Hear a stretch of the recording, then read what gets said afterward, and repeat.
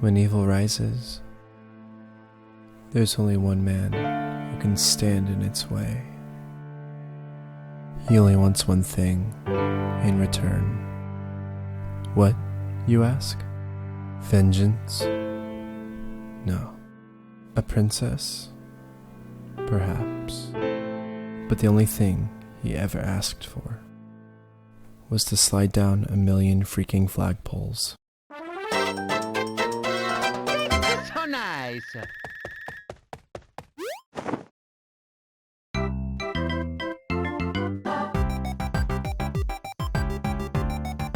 Hello you beautiful people and welcome back to Glitch Vault. Today we're looking at New Super Mario Bros., so let's get started. In World 2, 3, and 5, there's actually a way to get on top of the ceiling while fighting Bowser Jr. This trick is actually pretty easy to do. Now when you normally beat Bowser Jr., Mario strikes a pose, Bowser Jr. gets up and jumps off screen.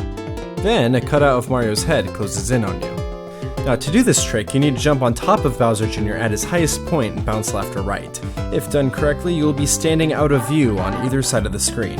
You'll see this is true because Mario's head closes out of bounds, and poor Mario is left wondering what the heck just happened. When Bowser Jr. is wearing a bandana and you throw a shell at him, he ends up on his back flailing hopelessly with the bandana stuck to his mouth. Now if you try this again, except you wait until he goes into his own shell to throw it, something interesting happens. Now he needs to be completely in his shell for this to work, but once you hit him, bam, no bandana. What happened, bud? Were you in the middle of changing bandanas under there? In World 4 at the Ghost House, these spin dials freeze the world for a second while you're on them. You can manipulate this by jumping on the edge and jumping right back off. This causes the world around you to functionally freeze as you're free to walk about. You can throw fireballs and you can ground pound, but none of that will change the fact that the room that you're in is frozen. Now, almost everything is glitched out this way. As you can see, the ghosts aren't exactly moving right now, and in my opinion, that actually makes them a little bit spookier. Coin blocks will display one frame of the coin animation, but won't actually give it to you. If you actually try to grab the coin, you'll realize it's made of fool's gold. Everything else is also weird. Mystery coin boxes are the same story, item boxes don't do anything, no matter which way you try to break into them, but my favorite has to be the breakable box. Boom! Cluster of gray. Enjoy. Now you can do the exact same glitch in the next area over. Now this area is a little more interesting, because not only are there hidden blocks, but you can moon a seemingly extremely embarrassed Boo. Oh no, oh. The hidden blocks are as follows, and the coin blocks work just as they worked before.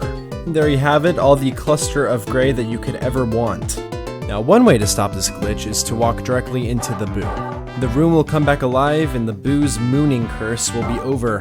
Now if you're feeling particularly dangerous and naughty, do the glitch again and go up and over the blocks above you. You will breeze past a stationary balloon Boo, which has to be one of the creepiest things I've seen on any of these glitch videos. Keep running and jump up to the top right section. Try to get that coin. No, keep trying. No, you'll get it eventually. You're not getting it? Well, that's too bad. Don't worry, the spin dial doesn't work either. Weird glitch? Very difficult to pull off, but one of the best glitches in the game. This Dry Bones in the World 1 castle is strange and can be difficult to predict. However, if you jump on him in a way that makes his head roll onto the blue platform, as the gray block descends, his skull falls to the ground. And that is just a little too metal. Even for Mario. Hey, ever wanted a giant mushroom in your pocket? Well then head on over to World 1-1 and find your way over to that mega mushroom. If you have any experience in this game, then you will literally be faster than I was in this segment. Anyway, when you normally get the mushroom, you usually just get big and then you proceed to cause havoc. But that's not what we want to keep it. So what we're gonna do is grab it and touch a block at the same time. Did you catch that? Basically, what's happening is we're touching the mushroom in the exact same frame we touched the block. The game thought there was no room to grow, so it forced you to save it. Basic economics. Here's a fun one to do. In World 1-4, grab this red Koopa shell and let it do its thing in the block formation.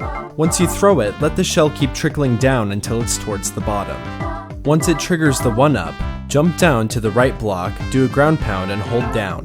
If done correctly, when you let go, you'll be forced through the wall on the right. This one's pretty easy. In the Castle of World 2, hit this mystery switch. Duck, jump, and unduck. If done correctly, it'll force you through the wall for some reason, and therefore you can dodge the Wrecking Ball of Terror.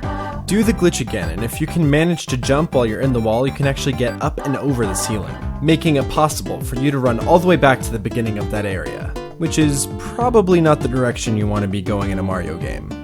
Similarly, you can do the same glitch using challenge mode in level 5B. If the gap on the left side is tight enough, you can jump through it and start gliding over the ice like it's nobody's business.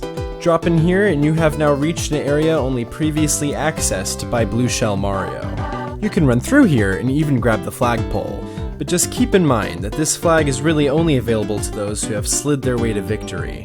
Oh well. You can actually use this glitch to bypass that area by continuing to jump upward into oblivion. But I kept jumping and nothing ever came of it. I also got some weird camera work during this glitch. Look at me. You can only see my feet.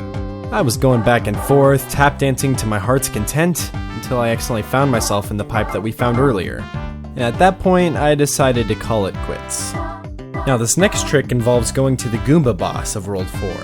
Normally he walks in and greets you in the room and then turns into a giant Goomba. However, if you turn giant and stomp the ground right before triggering the encounter, as you see, that Goomba will now float into the room instead. Now, I did this a few times, but the funniest had to be when Mario actually had to look up at the Goomba who had been Wingardium Leviosa a little generously. This one's really funny for me and it'll go down as one of my favorites. Now, in battling Lack of Thunder, there's actually a way to make him freeze completely. You have to be in a blue shell and hit him with it twice before he fires his second lightning bolt. The effect is really interesting and kinda funny. It's kinda tricky to pull off, but once you get the hang of it, it's easy as pie. Just make sure that you hit him in quick succession, and BAM! Frozen. Now, I don't know if he looks dead or just frozen in fear. It could be, well, that he's just surprised. Oh man, I can't believe you just hit me in the face with that blue shell twice. Unreal. Anyway, the only way to make him move is actually to run into him, and then he moves for a split second and then turns back to his frozen state. You can taunt and tease him all you want, but nope, stoic as a statue. Now, if you have a spare fire flower on hand, you can kill him with fireballs, even though he is on a rain cloud. Hit him enough times and you have successfully and mercifully put him out of his misery. In the ghost house in World 3, there is a nifty trick you can do with the Mega Mushroom. Now, that's the normal speed that the mushroom falls at. Now trigger the stairs, stand under them, and pull the mushroom out of your inventory. The mushroom will fall slowly as long as it's touching the stairs, to which it then challenges Mario to a dance-off.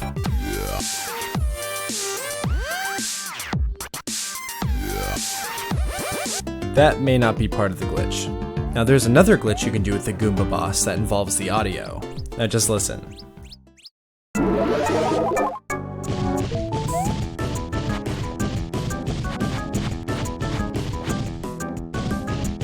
Okay, now this is the boss music that plays throughout the entire battle.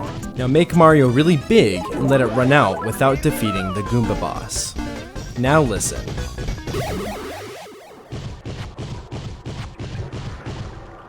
Nothing. Now this glitch only works with this boss for some reason, and it cuts the intensity considerably. In World 4-6, get on Dory and make your way to the area with 3 vertical piranha plants. Now once you get there, you're going to be standing on this left section for a very, very, very, very long time. Now once you make your way to about the 140 mark, start running to the right and jump. Voila, you are now walking on air. This glitch is a lot of fun and it works throughout the rest of the level. Feel free to keep exploring to the right because the barrier that you've been walking on does not go away. There really is a lot of level where this glitch is active, and you'll have a lot of fun doing things the unorthodox way. From air dodging piranha plants to rebounding paratroopas into the poison lake of death, you really can't go wrong here. Now if you go to the right of this pipe, things get really weird really fast. After waiting here a while, I was wondering why Mario had completely disappeared from the stage, and then I realized he was actually just on top of the level, trapped in a box made by the landscape. Now you can run back and forth, you can jump around, jump to the left, but it's not really going to change the fact that you're stuck here for good. Now this glitch is one of the most fun ones to play around in, and I strongly suggest you give it a shot. Now there are a few places in this game where you can do the infinite lives trick, but I'll just show you one. Here at level 2-4, you can do it by using this staircase and this Koopa. It takes some getting used to, but once you get the technique down, you are free to enjoy 99 free lives. The best part about this trick is that Mario can do this backwards. And the reason why that's the best is because it makes Mario look like he's doing a traditional Irish folk dance.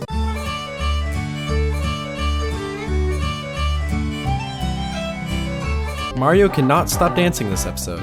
This is another challenge mode trick in World 6-1. Close the gap like before, jump off a bullet bill, and then proceed to wall jump all the way to the top of this mountain.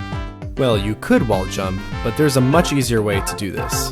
Get the gap just a little bit tighter, but make sure it's not too tight or else you have to start all over. Jump off the taller bullet bill and bam, you are now in the climbing fast lane. After a while of spamming jump, you are now free to traverse the entire level this way. Well, that is until you get past these mini Mario pipes. After that, you're pretty much stuck and you have to quit the level entirely. Lame. Similarly, you can do the exact same trick in 1-2. Now this one's a little easier because this one's at the very beginning of a level and it doesn't involve bullet bills. Get that gap close enough so that Mario's greasy plumber body can barely fit through. Jump straight up and zammo! Mario is a master at bouldering. Now walk to the right and enjoy the beautiful parallax scrolling uninhibited by Mario. You can keep on running across the ceiling until you reach the part where, well, you're supposed to be running across the ceiling. Oops. There is a way to get to the other side of the flagpole in World 2-5, but it takes some technique and planning. Make sure you're in challenge mode and walk far enough to the right where you have just closed off the gap in the top left. Ride to the left of the screen using this abomination from Silent Hill 2. Now just sorta keep jumping until you get lucky enough to get forced through. Once that happens, Mario then rides a moving sidewalk to the literal end of the level. Once you safely arrive at your destination, just jump a bunch of times in order to land in this little area behind the flagpole. Once you're here, you're free to jump around and enjoy your brand new spot. There's also a very strange invisible rectangle here at the bottom right of the screen, so I don't know what's up with that. Once you're done messing around back here, you are free to grab the flagpole from the other side. This allows you to achieve victory and restore balance to the world. So go to World 8-3 and make sure that you are blue-shelled Mario. Once you go through the green pipe, swim over to the top of the right bubble and try to hit it directly in the middle. I mean, if you hit it right, you will definitely be bouncing forever. Oh no! This final through the wall glitch is located in 8-3 and it's by far the most difficult one for me. You have to swim just far enough to the right in order to fit in this gap on the left. Very, very difficult, but certainly possible. Oh, and please remember, if you actually do it correctly, please keep jumping. Bad recording memories. After about a million takes after that last one, I managed to get the spacing, timing, and jumping all correct. Once you do it correctly, you are now safely out of the reach of this gigantic, horrifying eel that should be nowhere near a child's game. You can actually swim quite a bit faster than him, but you can never lose him completely. I tried to lose him a few times, but he just kept trucking along like the horrible, horrible eel he is. Speaking of horrible, there's a point in the level where if you stop, he will just slowly levitate towards you, which will act as nightmare fuel for me for at least the foreseeable future.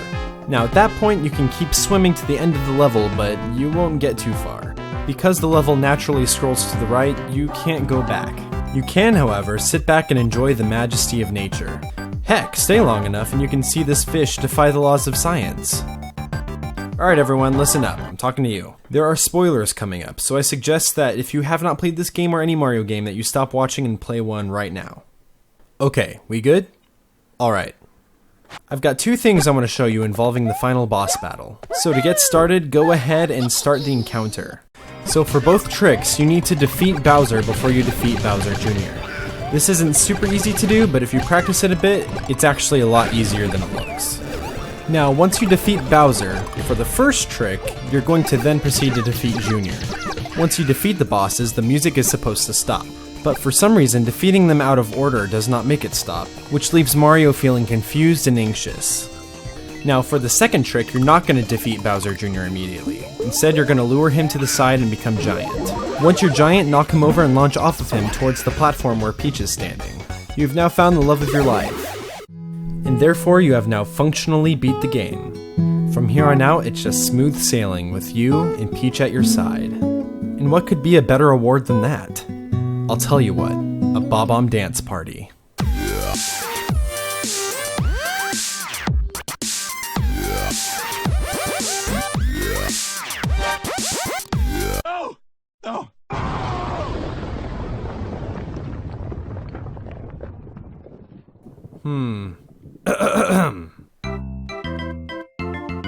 Hey guys, thanks for watching Glitch Vault. Each one of these videos has been an incredible adventure for me, and I just wanted to personally thank you all for supporting the channel. I've just been overwhelmed by the positive and constructive feedback, and this video wouldn't exist if it weren't for you guys. So thank you. Now, if you're feeling bored and you want to watch more Space Chicken, my best friend and I have a channel called Space Friends, and we upload videos daily, so go ahead and check that out. But, to everyone else, stay beautiful, and I sincerely hope I see you at the next Glitch Vault. Have an awesome day, guys.